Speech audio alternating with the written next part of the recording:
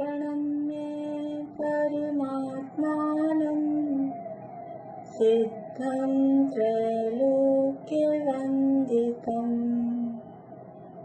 स्वाभाविक चिदानन्द स्वरूपं निर्मलाव्ययम् शुद्धजीवादिद्रव्याणां देशिकं च जिनेश्वरम् द्रव्यसंग्रहसूत्राणां वृत्तिं वक्ष्ये समासतः जीवमजीवमदव्यम् जिनवर्वसेन जीर्णनेत्रेष्टम् देविन्दविन्दवन्दम् वन्दे तं सर्वदा शिरसा कहे जीव अजीव जिन जिनवर वृषभनि लोक में वंद्य सुरपति नंद से वंदन करूं कर जोड़ में।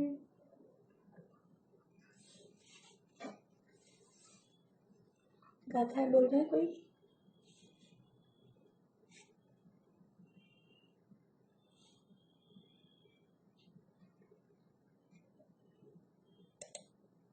पूर्णिमा आंटी आप बोल रहे गाथा?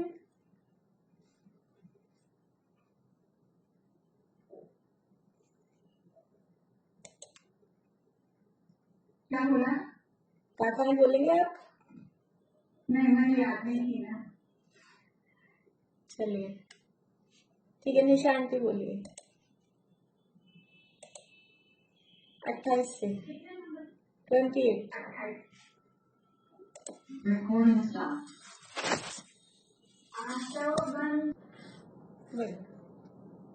Recording in progress. बढ़िया, बहुत अच्छा। 37वीं गाथा की चर्चा अपनी चल रही है, मोक्ष तत्व का वर्णन है। प्रश्न है आप लोगों को किसी को कुछ?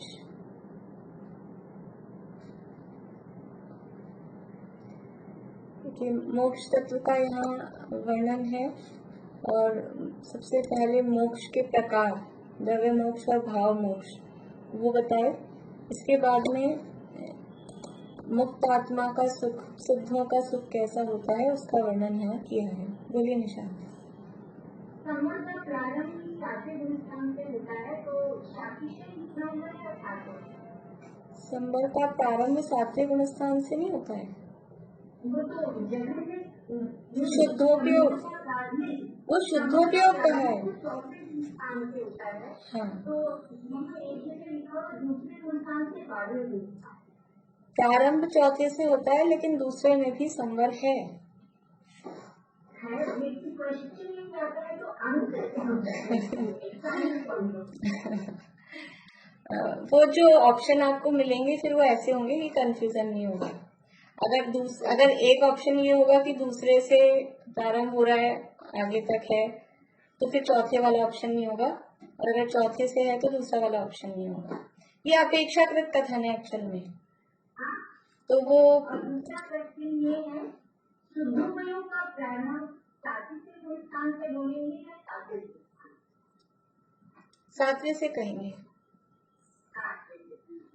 एक क्वेश्चन 410 410 नंबर पेज पे वो निविड़ नेत्र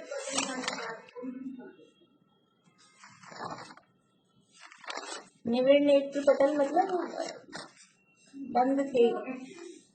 मेरे थोड़ा कम क्लियर हुआ। मेरे को समझ में आया कि जो छायोक्षणिक ज्ञान है वो केवल ज्ञान का कारण है, लेकिन छायोक्षणिक ज्ञान में केवल ज्ञान में पूर्ण रूप से दिखाई देते हैं। छायोक्षणिक ज्ञान में थोड़ा वैसा दिखाई देता है, ऐसा नहीं है ना?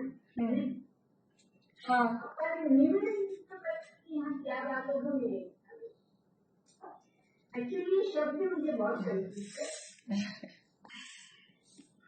देखिए ये जो यहाँ दिया है शब्द नेत्र पटल के एक देश निरावरण की भांति, अर्थात कुछ खुले हुए नेत्र की भांति। यहाँ अपने जो टीका है ये 34वीं गाथा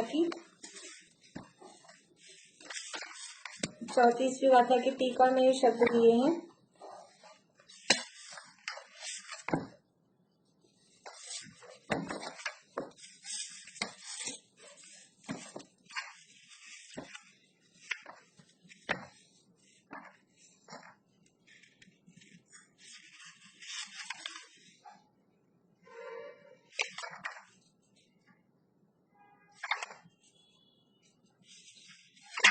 चलिए इसी से नोट से देखते हैं। यहाँ ये पेज नंबर 113 पे है शायद, हाँ 113 नंबर पेज पे है पुस्तक में, कि वो निगोदिया के ज्ञान को आवरण रहित किस प्रकार कहा। प्रश्न यहाँ ये किया था कि वो आवरण रहित किस प्रकार रहता है, तो उत्तर दिया कि यदि उस जगह में ज्ञान का भी आवरण हो जाए तो जीव का अभाव प्राप्त होता है। यानी दो तरह से निरावरण कहा था, एक तो केवल ज्ञान निरावरण है और एक निगोदिया का ज्ञान निरावरण है। तो निगोदिया का ज्ञान निरावरण क्यों कहा कि यदि उस पर भी आवरण आ जाएगा उतने ज्ञान पर भी, तो वो ज्ञान का अभाव ही हो जाएगा, वो जड़ ही हो जाएगा। और केवल ज्ञान जो निरावरण है वो तो संपूर्ण कर्मों के अभाव की अपेक्षा से निरावरण है, और ये पर्टिकुलर उतना सा निरावरण है, ये बात यहाँ कही। और संसारी जीवों को शायद ज्ञान का अभाव होने से वो ज्ञान शैव श्रमिक ही है। यदि नेत्र पटल के एक देश निरावरण की भांति, अर्थात नेत्र पटल कुछ खुला हुआ हो उसकी भांति केवल ज्ञान के अंश रूप वह ज्ञान हो, तो उस एक देश से भी लोकालोक की प्रत्यक्षता होती, तो भी ऐसा तो देखने में नहीं आता है। परंतु बहुत से बादलों से आच्छादित सूर्य के बिंब की भांति अथवा निबिड़ नेत्र पटल की भांति उस निगोदिया का ज्ञान थोड़ा सा जानता है, ऐसा तात्पर्य है। मतलब जो निगोदिया का ज्ञान है वो निरावरण है और जो केवल ज्ञान है वो निरावरण है। लेकिन निगोदिया का ज्ञान कैसा है कि ऐसा नहीं है जैसे कि हमारी पूरी आंख खुली होती है तो हमको पूरा अच्छे से दिखता है, लेकिन थोड़ी सी आंख खुली होती है तो थोड़ा सा दिखता है।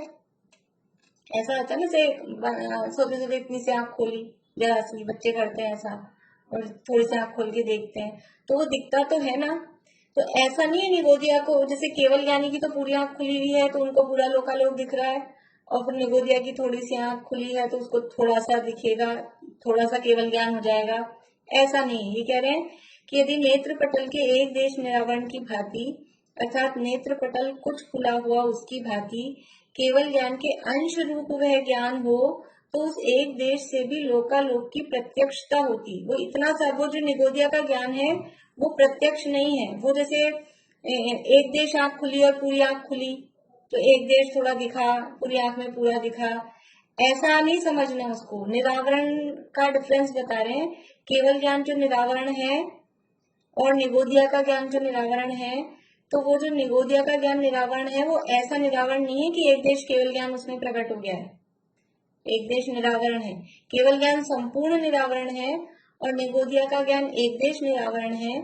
लेकिन वो एक देश निरावरण किस अपेक्षा से कहा है कि वो अंश सदा प्रकट रहता है, इस अपेक्षा से कहा है। वहां उस अंश में उसको थोड़ा सा केवल ज्ञान प्रकट हो गया है, ऐसा नहीं समझना। केवल ज्ञान अंश रूप में होता ही नहीं है, ये तो नियम है ही, लेकिन ऐसा कोई समझे कि थोड़ा सा उसको केवल ज्ञान हो गया, वो निरावरण शब्द समझ के, निरावरण शब्द सुन के वो ऐसा समझ ले कि थोड़ा सा, जैसे थोड़ी सी आंख खुली तो उतना प्रत्यक्ष हो गया, ऐसा उसको नहीं समझना। तो कैसा है, परंतु बहुत से बादलों से आच्छादित सूर्य के बिंब की भांति, जो सूर्य है वो बादलों से छुपा हुआ है, तो वो सूर्य का प्रकाश उसमें दिखता है, मतलब दिन है अभी, रात नहीं हुई, ये मालूम पड़ता है, वो आवरण आगे आया हुआ है। लेकिन ऐसा नहीं कि ऐसे थोड़ा सा सूर्य दिख रहा है, थोड़ा सा, मतलब यदि उदाहरण में एक देश ही समझना, वरना कभी कभी ऐसा भी होता है कुछ बादल इधर आ जाते हैं, कुछ इधर से दिखाई देता रहता है। पर वो उदाहरण को एक देश समझना कि सूरज, पूरे सूरज के आगे वो जो बादल आ गए तो वो पूरा सूरज कवर है, पर उसकी जो प्रकाश आ रहा था या उसकी जो प्रभा आ रही थी वो उसमें फर्क पड़ गया। एक तो निरावरण सूर्य होता बादलों से रहित तो पूर्ण रूप से उसका प्रकाश आता, और एक बादल आगे आ गए तो वो प्रकाश में बीच में आड़ आ गई तो वो फर्क पड़ेगा। ऐसे बहुत से बादलों से आच्छादित सूर्य के बिंब की बात थी। वो जो निगोदिया का ज्ञान है, बहुत सारे बादल, बहुत ज्यादा कर्मों का आवरण है, लेकिन कितने भी कर्मों का आवरण आए, कितने भी बादल आए, वो सूर्य का वो किरण, मतलब वो बताती है कि सूर्य है, दिन है। अभी बहुत बार ऐसा हो जाता है आजकल शाम के टाइम। एक दिन मैंने खुद ने देखा ऐसा कि 6:15 तक तो ऐसा लगता था सूर्य गायब हो गया, दिख ही नहीं रहा, और 10 मिनट बाद ही ना वो बादल हट गए तो सूर्य निकल के आ गया 6:30 के करीब ऐसा। तो मतलब उस समय ऐसा लगता है जैसे सूर्य, लेकिन फिर भी रात हो गई ऐसा नहीं फील होता है, थोड़ा सा उजाला समझ में आता है। तो बहुत बहुत सारे बादल हैं, बहुत ज्यादा कर्मों का आवरण है, ऐसा उसका निगोदिया का ज्ञान है। अथवा निबिड़ नेत्र पटल की भांति, निबिड़ नेत्र पटल, अभी निबिड़ का बिल्कुल शब्दार्थ तो ख्याल में नहीं आता है, लेकिन ऐसा समझना चाहिए कि थोड़ी सी आंख खुली है, ऐसा नहीं। निबिड़ नेत्र पटल का मतलब ऐसा है कि आंख के आगे कुछ आ गया है, ऐसा भाव। और ये डिक्शनरी में मैं कोशिश करूंगी निबिड़ शब्द का एक्चुअल में अर्थ क्या होता है। भाव उसका ये है कि थोड़ी आंख खुली होगी तो दिख ही जाएगा, फिर तो वो एक देश केवल ज्ञान हो जाएगा वैसा मानने पर। तो ये निबिड़ नेत्र पटल का मतलब है कि आंख के आगे कुछ आया है, पर्दा आया है, तो वो पर्दा अगर मोटा है, वो बहुत मोटा पर्दा है तो वो दिखाई नहीं दे रहा है, बहुत कम दिखाई दे रहा है। और वो पर्दा जैसे जैसे पतला होता है, जैसे वो बादल कम होते जाते हैं तो सूर्य दिखता जाता है, उसका प्रकाश दिखता जाता है। ऐसे ही आंख के आगे निबिड़ मतलब कुछ मोटा कुछ वस्तु आई है, ऐसा वो निबिड़ नेत्र पटल। ये इसका भाव समझना चाहिए। शब्दार्थ और देख लेंगे, डिक्शनरी में मिलता होगा तो एक्चुअल में उसका क्या अर्थ होता है। समझ में आई आपको बात? ठीक है, बोलिए भारती आंटी। ये मैं कह रही थी कि उसको भी निरावरण ही क्यों बोलते हैं, क्योंकि बिल्कुल ऑपोजिट है। निरावरण इसलिए बोलते हैं कि उस अंश पर वो उतना सा जो ज्ञान है उस पे कभी कर्म का आवरण नहीं आ सकता, क्योंकि उस पे कर्म का आवरण आ जाएगा तो फिर वो जड़ हो जाएगा, तो इतना तो वो निरावरण रहेगा ही, इसलिए उसको निरावरण कहते हैं, वो अपेक्षा है। अच्छा ये हमने सर्विस की बात कही थी, ये जो गवर्नमेंट से डॉक्यूमेंट्स का बताया, तो इसमें ये सब कर्मों का नाश, कर्मों का भाव और कर्मों का पृथक होना, ये प्रबंध। कर्मों का नाश भाव मोक्ष नहीं है, जिस भाव से, उसका कारण है, हाँ वो भाव, वो परिणाम, ऐसे आत्मा का परिणाम से भाव मोक्ष। हाँ तो ये मतलब पूरी कर्मों का नाश हुआ नहीं। हाँ, फुल्ली कर्मों का नाश नहीं हुआ ना अभी, क्योंकि अभी कर्मों का नाश होने का जो कारण परिणाम है, मतलब वो विशुद्ध भाव, वो भाव मोक्ष है, और जो कर्म नष्ट हुए वो द्रव्य मोक्ष हुआ। यानी यह कारण कार्य में समझ लीजिए समय भेद बता रहे हैं कि कारण पहले होगा तब कार्य होगा, तो वो परिणाम पहले है फिर बाद में।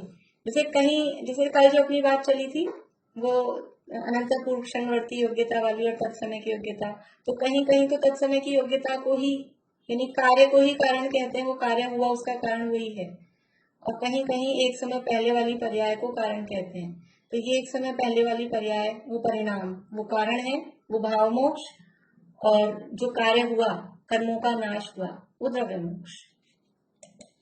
बोलिए विनीता जी। नहीं कहने की मेरे पास ना आपके नोट्स नहीं है, तो क्या मैं आप करके टाइम दे सकती हूँ? आपको ऊपर ऐसा आएगा? हाँ, बुक पढ़ के भी दे तो सकते हैं, नहीं तो आप नोट्स, आप टेलीग्राम ग्रुप में हैं? नहीं मैं टेलीग्राम में करती हूँ, लेकिन क्या व्हाट्सएप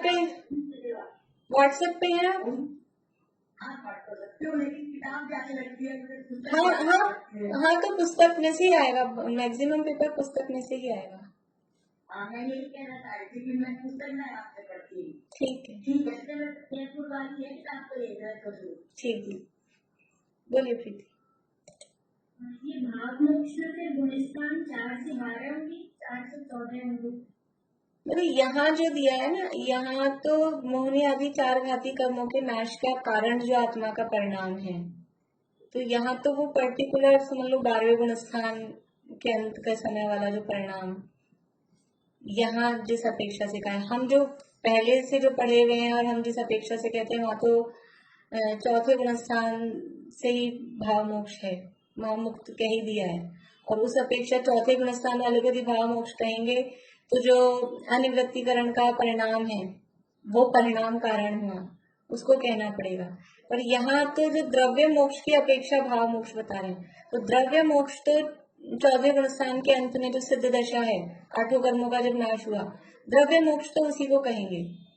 तो उसका जो कारण है, उसका कारण है ये अनंत दशा, और अनंत दशा का कारण वो 12वें गुण स्थान के अंतिम समय का परिणाम, उस अपेक्षा से यहाँ भाव मोक्ष कहा है, यहाँ जो अपेक्षा दी है। बोलना है कुछ? 12वें गुण स्थान वाला है मतलब भाव मोक्ष। हाँ, प्रथम मोक्ष 14 से ऊपर, 13-14 में कुछ भी नहीं है। 13-14 ये भाव मोक्ष वाली ही दशा है एक रूप से, यानी वो भी भाव मोक्ष वाली अनंत दशा जो है वो भी भाव मोक्ष में ही जाएगी, अथवा उसको द्रव्य मोक्ष भी कह सकते हैं। अगर 12वें गुण स्थान का अंत भाव मोक्ष है तो 13वां गुण स्थान वो, लेकिन अपेक्षाकृत कथन रहेगा कि उसको द्रव्य मोक्ष की अपेक्षा कहेंगे। एक्चुअल में तो द्रव्य मोक्ष यानी सिद्ध दशा ही है जहाँ आठों कर्मों का नाश हो, पर वो चार घातीय कर्मों के नाश की अपेक्षा से अनंत दशा को भी मुक्त, वो मोक्ष जो होगा वो वही जीवन मोक्ष, वो मोह मोक्ष वही होगा। द्रव्य मोक्ष मुख्य रूप से यानी सिद्ध भगवान को ही कहेंगे। तो इनको अभी मोक्ष तो है लेकिन वो ऐसा है अपेक्षाकृत कथन है, जैसा जरूरत हो जैसा अपेक्षा कथन करें उस अपेक्षा से बात करेंगे। बोलिए ज्योति जी। तो मतलब हम लोग भाव मोक्ष को यहाँ पे कारण की तरह लेते हैं, इसलिए यहाँ पे बात तो द्रव्य मोक्ष का जो कारण है उस परिणाम को भाव मोक्ष कहते हैं। ऐसे कहा ना, चार घातीय कर्मों का नाश वो द्रव्य मोक्ष, उसके नाश का जो कारण है तो वो कारण रूप है भाव मोक्ष। इसलिए हमारा को होते हैं, हाँ जैसे 13 का 12 होते हैं, हाँ, अगर 13 का लेंगे तो 13 सिद्ध दशा को हम द्रव्य मोक्ष कह रहे हैं तो फिर 13वां गुण स्थान भी उसमें कारण बन जाएगा। रजनी जी आपको पूछना था? दीदी वही टाकरी की वाला। ठीक,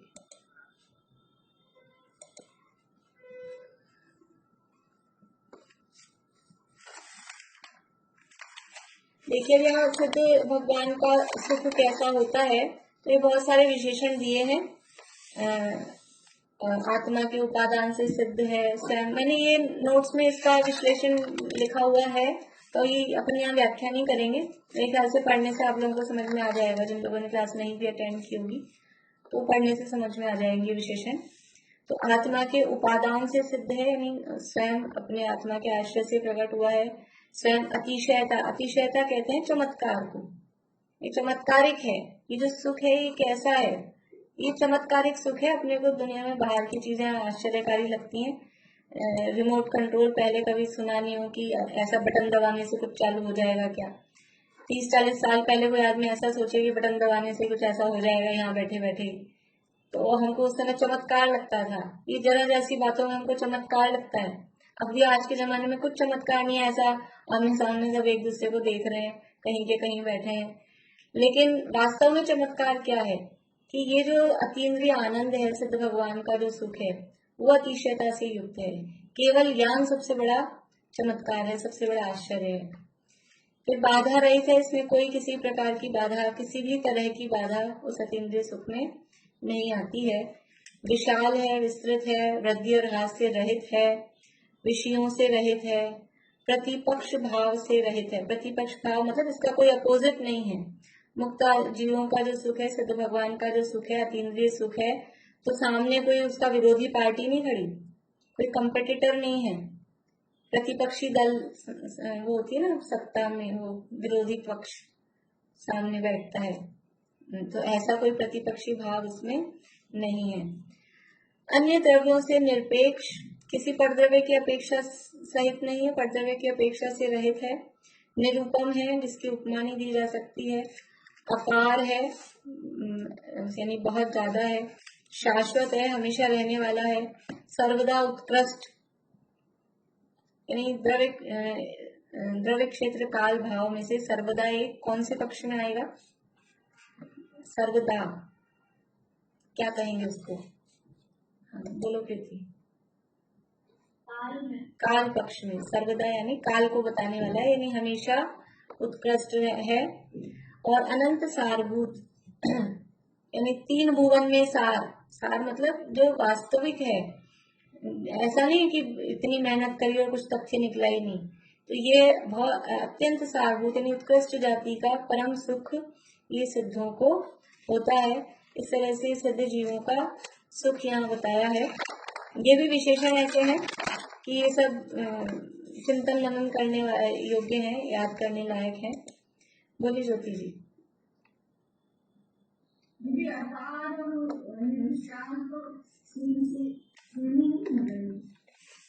विशालता यानी अपार है, वो उसकी असीमता को बता रहा है। और विशाल भी समझ लीजिए अपन क्षेत्र यद्यपि सुख में होता नहीं है, लेकिन हम ऐसे एस्पेक्ट्स देखें द्रव्य क्षेत्र काल भाव की अपेक्षा, और सेम भी हो सकते हैं, वो तो शब्द अलग हैं, उसकी महिमा बताने के लिए अलग अलग शब्द यूज में लिए, विशाल अपार ऐसा। विशाल देखो, अपार जैसे समुद्र है, वो विशाल भी है और अपार भी है, मतलब उसको पार नहीं पाया जा सकता, इतना बड़ा दिखता है ना समुद्र, तो ऐसा अपार है। और ऐसे फैला हुआ है, वो विशाल है, यानी फैला, अपन लंबाई और चौड़ाई के रूप में उसको देख सकते हैं। तो वो अपार है, वो लंबाई के रूप में देखा जा सकता है, लंबाई काल को बताती है। और विशाल है, वो चौड़ाई के रूप में, चौड़ाई क्षेत्र को बताता है। तो ऐसे अपन यद्यपि सुख में क्षेत्र नहीं होता है, लेकिन अपन उसको क्षेत्रवाची कालवाची ऐसा समझ सकते हैं, डिफरेंस करना चाहें तो, अदरवाइज सिमिलर भी मान सकते हैं। फिर यहाँ प्रश्न था कि वहां सिद्ध भगवान को ना खाना पीना घूमना कुछ तो है नहीं, इंद्रिय सुख कुछ है नहीं, और वही तो हमको सुख लगता है। फिर वहां उनको क्या सुख होता होगा जब कोई चीज ही नहीं है? बोर नहीं हो जाते होंगे? क्या मजा, कुछ जैसे बचपन में जब हम अपने फ्रेंड्स को कहते थे कि वे हम आलू नहीं खाएंगे, तो वो बोलते हैं कि तुम आलू नहीं खाते हो तो फिर तुम्हारी जिंदगी क्या है, तुम खाओगे क्या? मतलब आलू नहीं खाया इसका मतलब जीवन में सुखी क्या है? तो ऐसा वो जिनको उसी में आनंद आता है, तो हमको विषयों में आनंद आता है, तो सिद्ध भगवान के विषय तो है ही नहीं, इंद्रियां ही नहीं है, तो विषय भोगेंगे ही नहीं, तो फिर उनको कहीं का सुख आएगा? क्या करेंगे? वो तो बिल्कुल दुखी रहते होंगे, ऐसा लगता है लोगों को हमको देख के ऐसा लगता है। अपन जैसे समझ लो कुछ सीमित साधनों में रहने की हम कोशिश करें, हम ज्यादा विषयों में लीन होने का हमको ऐसा उनको समझ में आता है, तो उनके आगे क्या जिंदगी है? ऐसे ही रहते हो दुखी, उनको ऐसा लगता है हम दुखी हैं लेकिन ऐसा संसारी जीवों को सिद्ध भगवान दुखी लगते हैं। कुछ पूछना?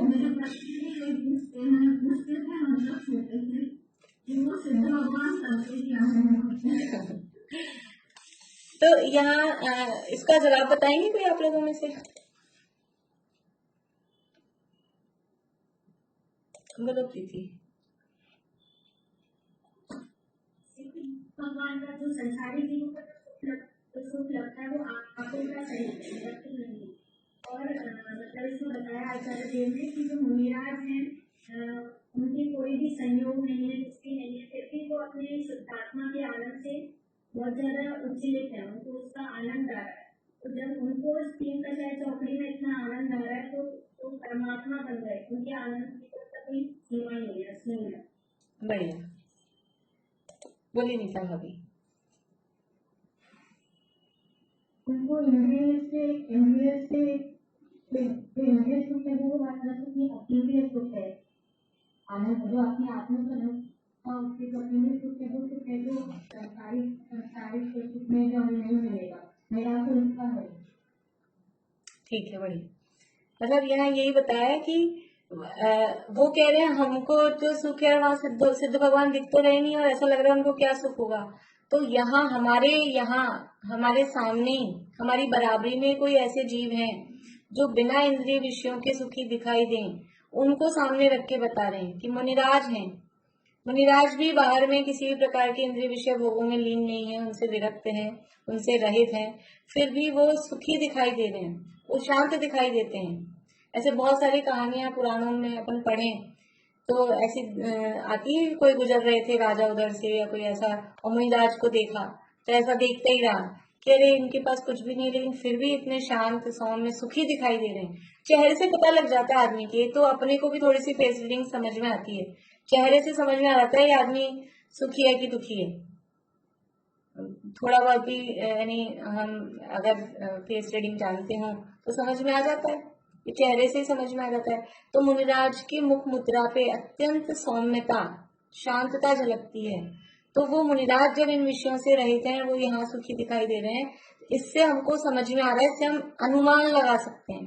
अनुमान पढ़ा था हमने शाम को, इससे अनुमान लगा सकते हैं हम, ये गैस नहीं है, अंदाजा नहीं है, ये अनुमान लगा रहे हैं हम कि जब ये यहाँ बिना इंद्रिय विषयों के यहाँ सुखी दिखाई दे रहे हैं, तो अवश्य ही जब पूरे इंद्रिय विषयों से जो रहित होंगे वो परम सुखी होंगे। यहाँ ये कुछ मतलब पूरे तो रहित नहीं, आंशिक है। अभी कषायें भी पूरी नहीं गई हैं, 3 कषाय चौकड़ी के अभाव में इतने सुखी दिखाई दे रहे हैं। तो जब समस्त कषायों का अभाव हो जाएगा, समस्त बाहरी पदार्थों का अभाव हो जाएगा, कर्मों का अभाव हो जाएगा, तो अवश्य ही वो सुखी होंगे। बोलिए आंटी। सूरज जी ने बताया था एक बार के प्रवचन में, अपन इधर घर गृहस्थी में रहते तो चाहे फिर कुछ काम नहीं है तो सोचत में, तो भगवान को कभी काम नहीं है। हाँ काल के लिए हाँ फुर्सत हो गई, वही अपने को खाने पीने का लगता है, बना हो जाए रक्षा इंद्रिय के विषय लोगों में, तो उनको रक्षा इंद्रिय नहीं है, तो रक्षा इंद्रिय या कोई कोई इंद्रियों का विषय भी नहीं वही है। अपने को आराम से जगह बैठे कभी पुस्तक में शांति मिलती है ना, तो भगवान का नष्ट काल के लिए शांति से विराजमान करेंगे ना। इस तरह से उन्होंने पापी इंद्रियों का घटाते पूरा सुख बताया था। तो अपने सांसारिक जीवन में जब दक्षिण जाति का सुख इस प्रकार से है, तो दो प्रश्न उठता है ना, सिद्ध भगवान कैसे सुखी रहते हैं, उनको शरीर में इंद्रिया में, उन्होंने उसका उत्तर नहीं लगता है। यहाँ हम थोड़ा सा कोई काम अपना खत्म हो जाए, निपट जाए, किसी दिन बच्चे नानी के चले गए हों तो हमको लगता है आराम है, काम नहीं है, सुखी फील करते हैं। तो ये सिद्ध भगवान को वहाँ कोई काम नहीं, ना खाना बनाना ना पीना, ये तो काम की तरफ से हुआ। लेकिन वो सामने वाला ये कहता है कि हमको तो काम कुछ नहीं करना, हमको तो भोगना है, हम तो खाली भोगते हैं। तो वहाँ वो उनको भोगने को क्या है, लेकिन वास्तव में इंद्रिय विषय ही वास्तव कोई भोग हो ऐसा नहीं है। आत्मा के आश्रय से ये विषय सुख तो पराधीन है, बाधा सहित है, वो निरंतरता नहीं हो सकती, उसमें कंटिन्यूटी नहीं होती है। इंद्रिय सुख वो इंद्रिय विषय चलते रहते हैं, लेकिन उसका जो मजा है, जो उसका आनंद है, वो कंटिन्यू कभी नहीं होता, वो भी कोई पर्टिकुलर टाइम पे ही आता है, इसलिए वो वास्तव में मजा है नहीं। सिद्ध भगवान निराकुल अतीन्द्रिय आनंद का भोग करते हैं। बोलिए मीता भाभी। वो जैसे का नौकर और बादशाह से रहित है, तो उनके एक ही खातिर प्रदेश में नाश करना है, आकुलता व्याकुलता नहीं, बिल्कुल निराकुलता शांत है। तो उसका वो अतीत में उनका जो क्रिएशन है, जो केवल अपने उसमें है, जिससे अनंत से उसका भी भोग कर रहे हैं।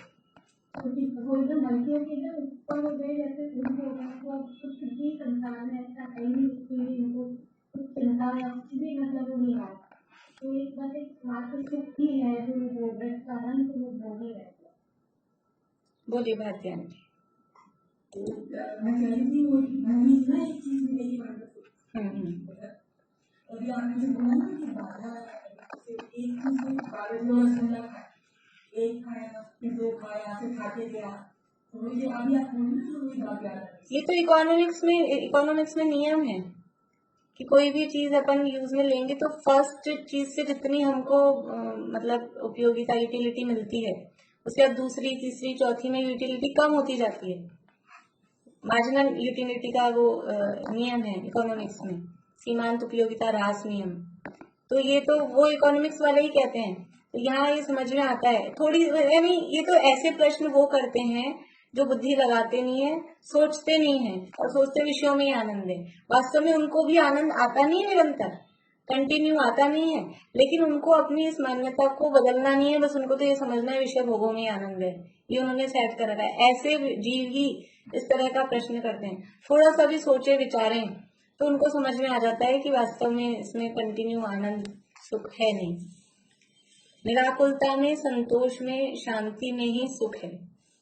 इसमें विषयों में आकुलता रहती है, वो सुख होता नहीं है। फिर यहाँ शिष्य ने प्रश्न किया कि संसारी जीवों को निरंतर कर्मों का बंध होता है, उसी प्रकार उदय भी आता रहता है। निरंतर कर्मों का बंद हो रहा है, फिर बंद हुआ है तो वो उदय में आ रहा है, उदय में आ रहा है तो उसके अनुसार भाव हो रहे हैं, तो फिर वो नया बंद हो रहा है, फिर उदय में आ रहा है। ऐसा एक ये चक्र, ये साइकिल चलता आ रहा है। तो फिर अब हमको इस कर्मों से मुक्त होने का टाइम कहाँ है, अवसर कहाँ है, बीच में हमको गैप कहाँ मिल रहा है? ये तो हमारा चले जा रहा है चक्र। तो हम कब आत्मा की भावना भये, हम कब कर्मों से मुक्त हों? ये प्रश्न यहाँ शिष्य ने किया है। इसका जवाब बताइए आप लोग।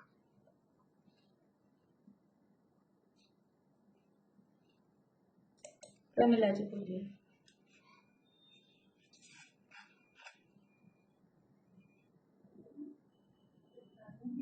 और अनुवाद नहीं होते हैं ध्यान में आगम भाषा में पंचगद्दी पूर्वक और अध्यात्म भाषा में आत्मसमर्थ शुद्ध पारदर्शी रुचि शुद्ध पंचगद्दी रूप खड़क से शुद्ध पारदर्शी रूप भावना की खड़क से उनको प्रहार करके उनको नाश कर बढ़िया कर्मों का नाश। बढ़िया, बोलिए रजनी जी। अच्छा, एक चीज और, हाँ विशालता का व्यापकता हो सकता है ना? हाँ, विशाल को व्यापक भी कह सकते हैं। वो उसी व्यापक कोई उसी अर्थ में है, क्षेत्रता के कह सकते हैं। बोलिए रजनी जी। जैसे नदी का प्रवाह बहुत तेज हो, जब उसका प्रवाह मंद हो जाए तो उसे पार करना चाहिए। ऐसी ही जब हमारी कथाएं मंद हो जाए तो उस समय हमें मतलब ये नियम व्रत वगैरह ले लेनी चाहिए, जिससे कि मतलब हम ये जो है हाँ, नियम व्रत मतलब उस समय हमें कर्मों से छूटने का पुरुषार्थ, उस समय आत्मानुभव करने का पुरुषार्थ करना चाहिए। तो ये यद्यपि निरंतर कर्मों का उदय और उससे बंद, फिर उदय और बंद, ये चलता रहता है, लेकिन ये जो कर्मों का उदय हो रहा है और जो बंद हो रहा है उसमें स्थिति अनुभाग में वो तीव्रता मंदता होती है। तो जिस समय वो कर्मों के स्थिति अनुभाग मंद पड़ रहे हैं, यानी नदी का प्रवाह, पानी का वेग कम है, उस समय यदि जीव हाथ पैर चलाए, यानी कुछ पुरुषार्थ करे। क्या पुरुषार्थ करे? तो उसको आगम भाषा में कहा कि पंचलब्धि रूप तलवार चलाए, खड़ग चलाए, या अध्यात्म भाषा में कहा कि शुद्धात्माभिमुख परिणाम करे, अपनी आत्मा के सन्मुख परिणाम करे। तो उस समय यदि जीव ये पुरुषार्थ क्या है? ये पंचलब्धि रूप परिणाम, अपने आत्म सन्मुख परिणाम, ये पुरुषार्थ है। उस समय थोड़ा पुरुषार्थ करे। नदी में पुरुषार्थ क्या है? नदी से बाहर निकलने का, ये हाथ पैर चलाए। जब पानी का वेग कम है तब थोड़े हाथ पैर चलाए तो किनारे पे आ सकता है। तो जब कर्मों की स्थिति अनुभाग मंद है, उस समय ये हाथ पैर चलाए, ये करण परिणाम करें, आत्माभिमुख परिणाम करें, तो जीव को इन कर्मों से छूटने का रास्ता मिल सकता है, संसार से पार हो सकता है। अब इसमें ये पंचलब्धियों का तो अपन ने इसमें तो डिटेल में लिखा है, आप लोग परिभाषा जरूर इनकी अच्छे से देख लीजिएगा पंचलब्धि की। अभी पूछ लूँ मैं आप लोगों से, देख क्या है?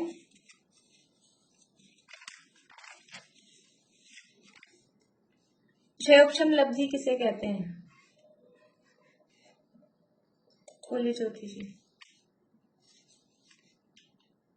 जिसके होने पर कर्म विचार हो सकती है, जाना मानना ही कर्म का क्षयोक्षम की वो अवस्था जबकि हम सकते हैं। और कर्मों की भाषा में कहें तो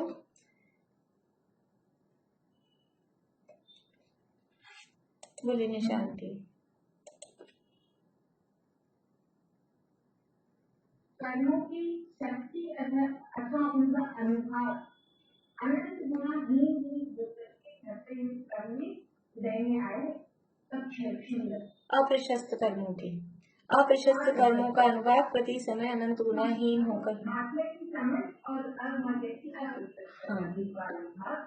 घटते हुए उदय में आए, अनंत गुणाहीन रूप से उदय में आए, उसको क्षयोक्षम लब्धि कहते हैं। यानी वो कर्मों का ऐसा अनुभाग जिसके होने पर तत्व विचार हो सके, ऐसा क्षयोक्षम जिसके होने पर तत्व विचार हो सके। इसके बाद में है विशुद्धि लब्धि। विशुद्धि लब्धि किसे कहते हैं? सुनीता आंटी बोलिए। मौका मन उदय आने का मुझे मौका मन उदय आए जब मौका कार्य के भाव कौन हो उसे विशुद्धि लब्धि कहते हैं। मौका मन, तो फिर से बोलिए। मौका मन उदय आने से मंद कसाय रूप भाव हो उसे विशुद्धि लब्धि कहते हैं। नहीं, मंद कषाय रूप भाव तो होते रहते हैं, उस भाव का फायदा क्या? हाँ हाँ, तो ऐसे मंद कषाय रूप भाव जिसमें तत्व विचार हो सके। मंद कषाय तो होती रहती है, लेकिन ऐसा मंद कषाय रूप भाव जिसमें तत्व विचार हो सके उसे विशुद्धि लब्धि कहते हैं। कर्मों की तरफ से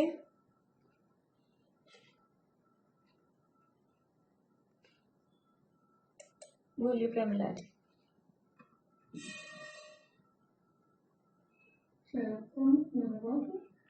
शाखा वेदियों प्रकृति प्रदर्शनों के कल्याणी योग्य ऐसे सुख कल्याणों का होना की तत्व विचार है। क्षयोक्षम लब्धि पूर्वक, ये बहुत यानी इम्पोर्टेंट बात है कि क्षयोक्षम लब्धि हुई उसके बाद में फिर इस तरह के परिणाम जिसमें साता वेदनी आदि प्रशस्त प्रकृतियां बंध रही हैं, यानी वो मंद कषाय रूप भाव हुए कि जिसमें तत्व विचार हो सके और कर्मों में ऐसी स्थिति उसमें बन रही है, शुभ परिणाम प्राप्त हो रहे हैं, उनको विशुद्धि लब्धि कहते हैं। देशना लब्धि किसे कहते हैं? पूछना आपको, बोलिए। तो मतलब ये माना जो क्षयोक्षम लब्धि के टाइम पे जो आकर्षक प्रकृतियां थी वो तो अनंत घट के उदय में आने थे, उसी टाइम पे ये प्रशस्त प्रकृतियां बन रही थी। हाँ, इसमें एक करेक्शन भी था, आप लोगों ने कर लिया होगा शायद, मैंने मैसेज कर दिया था।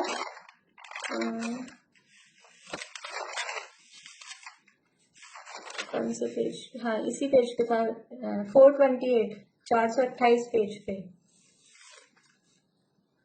ये लाइन यहाँ लिखी थी, क्षयोक्षम लब्धि के बिना तत्व की बात समझने नहीं आएगा, ऐसा लिखा था, लेकिन इसको सही करना है। क्षयोक्षम लब्धि के बिना तत्व की बात समझ में नहीं आएगी। या तो इधर से लब्धि को ऊपर नीचे कर लें, या फिर वो समझने और समझ में इसको ऊपर नीचे कर लें। वो ऊपर नीचे हो गया है, समझ में आ रहा है क्या करना है? नीलम भाभी,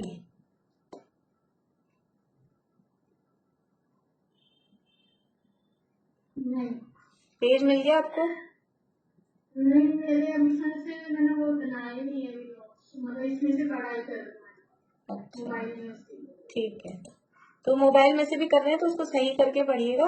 आप लिख लीजिए अलग से किसी जगह, 428 पेज पे करेक्शन है। हाँ हाँ, या तो क्षयोक्षम विशुद्धि यानी लब्धि के नाम ऊपर नीचे कर लीजिए, या तो वहां करेक्शन कर लीजिए, या फिर इधर आगे कर लीजिए, कहीं भी दोनों में से एक जगह। मैं सही सेंटेंस बोल रही हूँ, आपको सही सेंटेंस पढ़ के सुना रही हूँ, तो आपने जैसे भी किया हो उसको मिला लें। क्षयोक्षम लब्धि के बिना तत्व की बात समझ में नहीं आएगी, ये वाक्य होना चाहिए। क्षयोक्षम लब्धि के बिना तत्व की बात समझ में नहीं आएगी, और विशुद्धि लब्धि के बिना तत्व की बात समझने नहीं आएगा।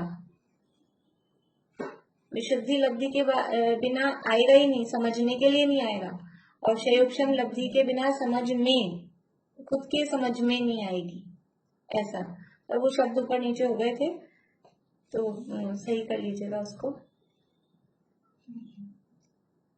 चलिए, भी अपनी स्पीड बड़ी स्लो है।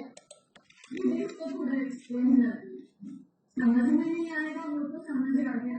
समझने, अब विशुद्धि नहीं, कषाय की मंदता ही आप कहोगे किसी को चलो मंदिर चलो, कि नहीं चलेंगे, आप ही जाओ, हम तो यहीं बैठे हैं टीवी देख रहे हैं, घर में चल रहा है तो घर में दूसरे कमरे में जाके बैठ, तो घर ही में चल रहा है ना सबके, घर में भी नहीं बैठेगा। विशुद्धि नहीं होगी तो वो समझने के लिए आएगा ही नहीं, बैठेगा ही नहीं, ये समझने नहीं आएगा।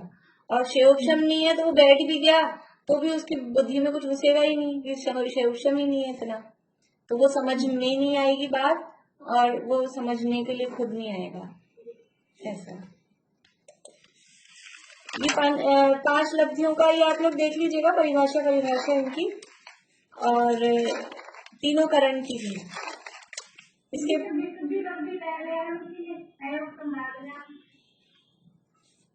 नहीं, पहले उतना ज्ञान होगा, फिर वो पहले शैवक्षम कि ज्ञानावरणादि कर्मों का ऐसा शैवक्षम हो कि तत्व विचार कर सके, फिर शैवक्षम होने के बाद में फिर कषाय मंद हो। अब आपकी कषाय तो मंद है लेकिन आपको ज्ञान ही नहीं है, उतना शैवक्षम ही नहीं है, तो पहले शैवक्षम लब्धि है फिर विशुद्धि लब्धि। शैवक्षम पूर्वक विशुद्धि होती है। फिर ये मोक्ष के संबंध में 9 दृष्टांत है, सरल है दृष्टांत, आप लोगों को याद करने करे भी थे। रतन, दीपक, सूर्य, गीदड़, दूध, पत्थर, अर्धहन, स्वर्ण रूपा, स्फटिक मणि से जानिए निरात्मन। तो 9 नाम तो आप लोगों को याद करनी ही है। और इसकी सरल भी है, जो तुलनाएं हैं वो तुलनाएं सरल हैं, ये आप पढ़ लीजिएगा।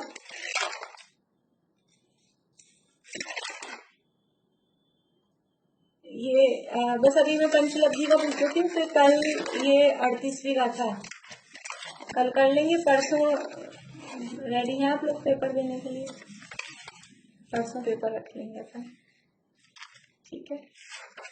तो ये अभी विशुद्धि तक हुई ना अपनी बात। देश का लब्धि किसे कहते हैं?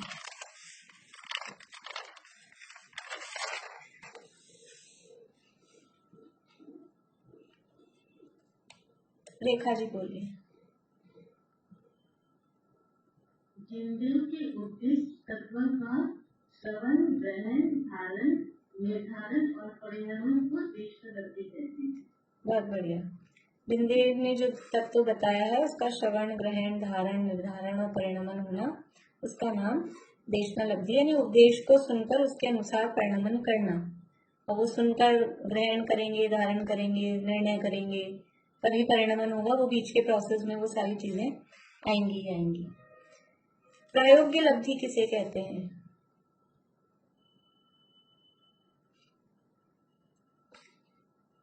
कुछ लोग ऑनलाइन पेपर का फायदा उठाने के लिए जो लोग याद करेंगे उसका फायदा उन्हीं को है, वो याद कर रहे हैं तो वो फायदा उन्हीं के काम आएगा। बाकी आप काम तो चल ही जाएगा एग्जाम में। तो बोलिए रजनी जी। देशना लब्धि में जो सुना था फिर प्रयोग करना, अप्लाई करना, और कर्मों की तरफ से कहेंगे तो जब कर्मों की पूर्ण अंत में पूरा पूरी साधक समान रहता है। और नवीन बंध भी, ये तो पूर्व सत्ता हुई, और नवीन बंध जो हो रहा है वो भी अंत है कोड़ा कोड़ी सागर, और वो भी घटता घटता क्रमशः घटता जाए। बोलो प्रीति पूरी अच्छे से। कर्म की जो नवीन सत्ता है उसकी स्थिति अंत कोड़ा कोड़ी सागर समान रह जाए, तथा जो नवीन बंध हो रहा है वैसे कोड़ा कोड़ी सागर का संख्या का भाव रह जाए और पाप का प्रतिबंधी क्रमशः घटता जाए, उस स्थिति को प्रायोग्य, ऐसी स्थिति को प्रायोग्य लब्धि कहते हैं। तो जो हमने सुना समझा उसका प्रयोग करना है तो प्रैक्टिकल है, लेकिन एक्चुअल में उस समय कर्मों में ऐसी स्थिति होती है। प्रायोगिक लब्धि मतलब, ये लब्धि मतलब है जीव के विशुद्ध परिणाम। तो ये जीव के विशुद्ध परिणाम इधर हो रहे हैं, तो उन विशुद्ध परिणामों के निमित्त से कर्मों में ऐसा ऐसा हो जाता है। इतने इतने कोड़ा कोड़ी सागरों की स्थिति के कर्म आत्मा का विचार करने वाले परिणामों से वो स्थितियां कम हो जाती हैं। लेकिन फिर क्या होगा कि यदि उस स्थिति वो जो कम हुई विशुद्धता बनी है, ऐसी प्रायोगिक लब्धि में पहुंच गए, और अगर करण लब्धि में नहीं पहुंचे तो वो क्या होगा, वापस से वो थोड़ी देर बाद में फिर वो उसको भूल गए, विषय कषाय में लग गए, तो वो वापस स्थितियां अपनी पूर्व स्थितियों में बढ़ जाएंगी, फिर से अधिक बंद होने लग जाएंगे। तो ये जब ऐसे परिणाम होते हैं, विशुद्ध परिणाम होते हैं, तब काम कर लेना चाहिए। जैसे कहते हैं जब लोहा गर्म है तब उसको चोट मारो तो वो जब कोई चीज नरम है मतलब तब उसको शेप दे सकते हैं। तो इस समय परिणाम नरम है, कोमल है। ये प्रायोपलब्धि वाले जो परिणाम है, कर्मों में इतनी, वो जो प्रश्न था ना कि हमको कर्मों का उदय बराबर चल रहा है, अभी ये प्रायोपलब्धि वाली स्थिति में कर्मों ने रास्ता दे दिया है। अब कर्मों ने तो रास्ता दे दिया, लेकिन जाना तो खुद को ही पड़ेगा ना। और फिर भी नहीं जाए, लौट आते हैं प्रायोपलब्धि तक पहुंच कर। बहुत बार पहुंच जाते हैं, बहुत बार हमको ऐसे विचार आ जाते हैं, समझ लो विचार करने लग जाते हैं, आत्मा के स्वरूप का चिंतन करने लग जाते हैं, और बस वहीं से हो गया, बहुत हो गया, अपन विचार कर लिया, अपन संतुष्ट हो जाते हैं और बैक। वो थोड़ा और आगे बढ़ने की आवश्यकता होती है, वहां अटक जाते हैं। ये प्रायोपलब्धि। इसके बाद में है करण लब्धि। करण लब्धि किसे कहते हैं, उसके भेद। करण लब्धि कितने प्रकार की होती है, सविता आंटी बोलिए, करण लब्धि कितने प्रकार की होती है?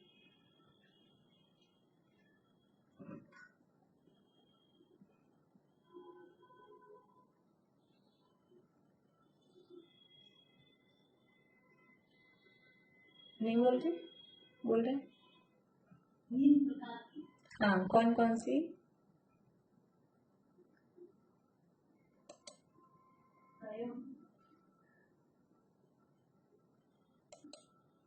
चलिए सलोचना भाभी बोलिए।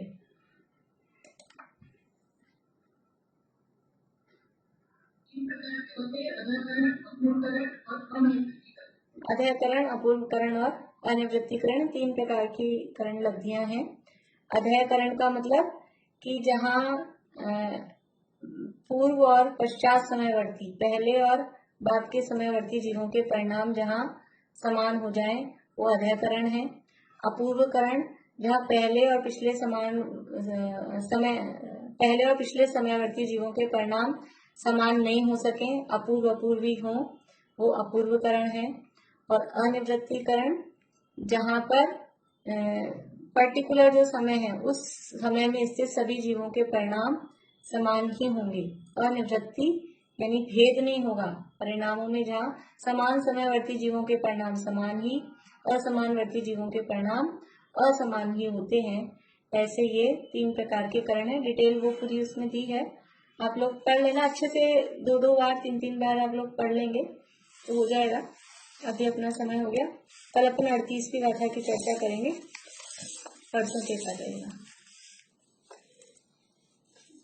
जय जिनेन्द्र।